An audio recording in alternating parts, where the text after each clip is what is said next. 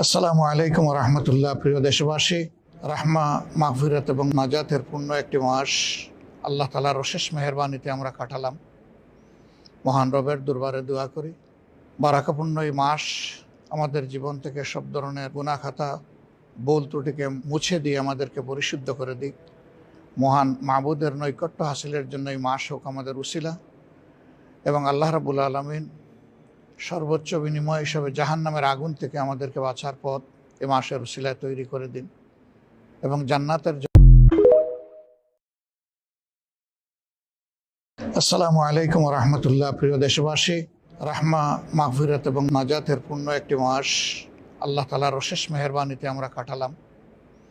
মহান রবের দরবারে দোয়া করি বারাকাপূর্ণ এই মাস আমাদের জীবন থেকে সব ধরনের গুনাহ খাতা, ভুল ত্রুটিকে মুছে দিয়ে আমাদেরকে পরিশুদ্ধ করে দিক।